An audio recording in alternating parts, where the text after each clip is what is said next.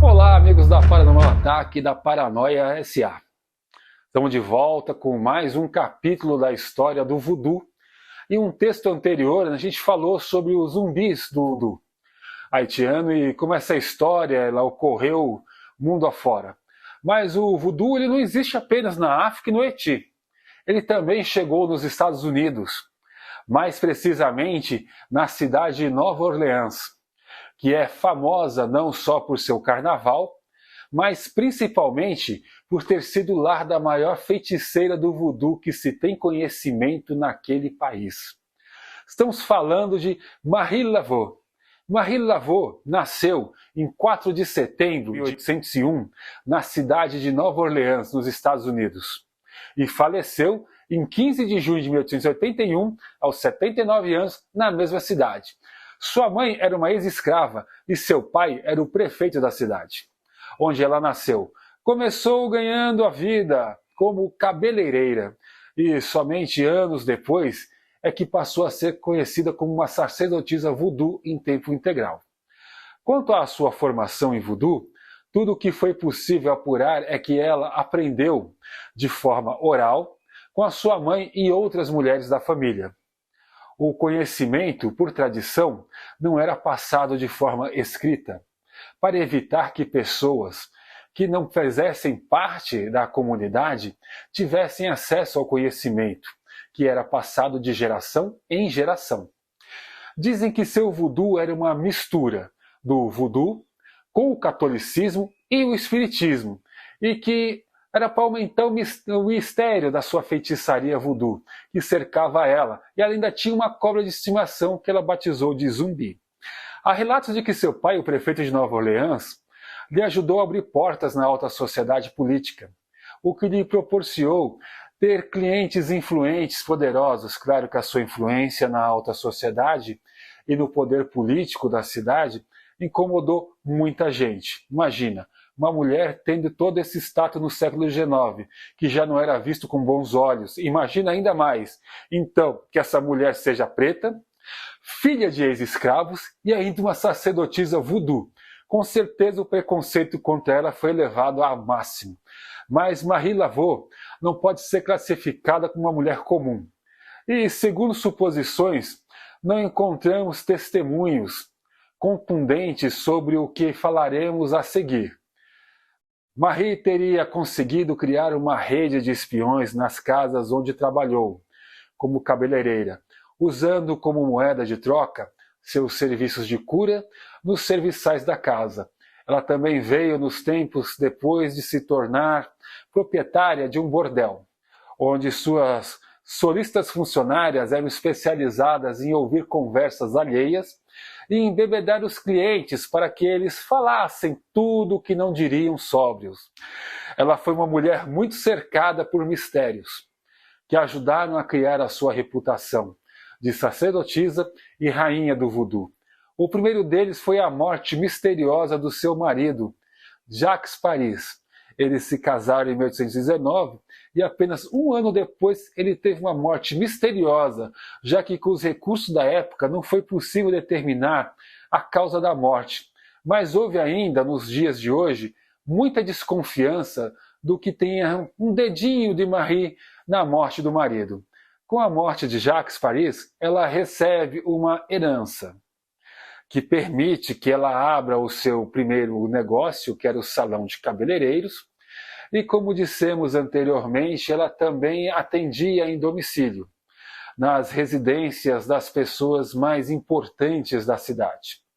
E não era apenas para cortar cabelo e fazer penteados. Seus serviços iam além do que já falamos de obter informações com os empregados. Ela fazia para seus clientes trabalhos de curanderia, feitiços para amarração de amor, feitiços contra os inimigos, leitura de cartas e principalmente abortos nas jovens moças da alta sociedade que não poderiam casar se estivessem grávidas. E claro, também algumas damas da sociedade que deviam engravidar dos seus amantes e procuravam os serviços da Marie Laveau, sem dúvida eram muito generosas com Marie por motivos óbvios. Isso explicaria porque a morte do marido, mesmo sendo suspeita, nunca foi investigada, e explica seu crescimento financeiro ao ponto de poder abrir um bordel, o que na época não era proibido, mas também não era barato. Sua influência e poder chegaram a tal patamar na cidade que Marie Laveau fazia todos os domingos na Praça do Congo, que ficava próximo dos limites da cidade, cerimônias de voodoo, onde eram sacrificados galos e bodes e o sangue era separado para ser derramado sobre as pessoas que participavam do ritual e iam em busca de bênçãos e purificação. E dizem que ela levava a sua cobra zumbi em todos os rituais públicos. É necessário deixar claro, gente, aqui que esses rituais públicos são uma forma de Marie não só expressar a sua fé, mas também fazer uma demonstração de poder. Vou explicar por quê. Estamos falando do século XIX e a escravidão só acabou nos Estados Unidos em 1865.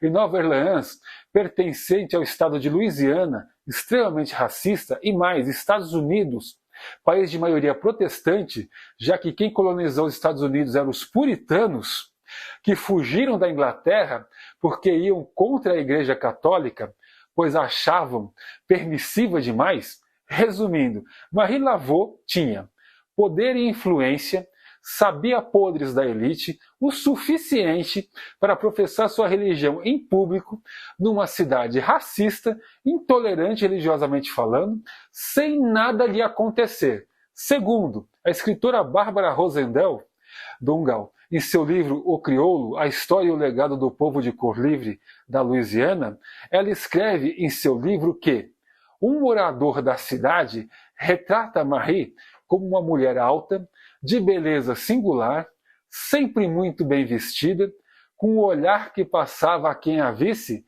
que ela era a dona da cidade inteira. Depois da morte do primeiro marido, ela se casou novamente com Christophe Dominique. Esse teve a sorte de viver muito, pelo menos o tempo suficiente de poder ter 15 filhos com Marie Laveau. Foram 11 homens e 4 mulheres, das quais somente 2 mulheres chegaram à vida adulta. Marie Eucariste e Héloïse Laveau, e Marie Philomène Galvion. Aliás, esta assumiu o legado da mãe como sacerdotisa voodoo. Logo após a morte da mãe, em 1860, a rainha do voodoo parou de fazer os rituais públicos e se tornou mais reservada. Ela não deixou de ser uma sacerdotisa e continuou seus atendimentos de forma discreta, como era no início de sua juventude.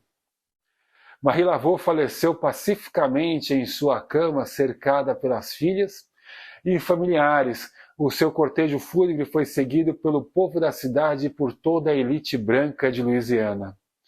Sem dúvidas, Marie foi mais que uma sacerdotisa voodoo. Ela foi uma rainha do voodoo. Ela foi uma mulher à frente do seu tempo. Algumas curiosidades sobre Marie Laveau foi a localização da sua sepultura, foi perdida. Alguns historiadores acham que ela está enterrada no cemitério de St. Louis, primeiro, e na lápide que acreditam ser a dela, as pessoas marcam um X na esperança de que ela conceda 3 desejos. Marie Laveau aparece na série de terror American Horror Story e na série Deuses Americanos. Ela também aparece em 2 jogos de computador, do Gabriel Knight. Ela é o motivo de uma investigação, e no jogo Blood Wine ela aparece no cenário Louisiana. E por último, uma divergência entre os pesquisadores de sua história. se a cobra chamada zumbi realmente existiu ou faz parte das lendas urbanas criadas sob Marie Laveau. Ficamos aqui. Se você gostou, deixa o seu like, se inscreve, compartilha, toca no sininho, comenta, dá ideias do que você quer que a Fala No Ataque traga aqui de investigação e deixa aí, se você ver ao final, você diz aí se você acredita ou não que a cobra zumbi existiu. Muito obrigado, gente. Até o próximo vídeo.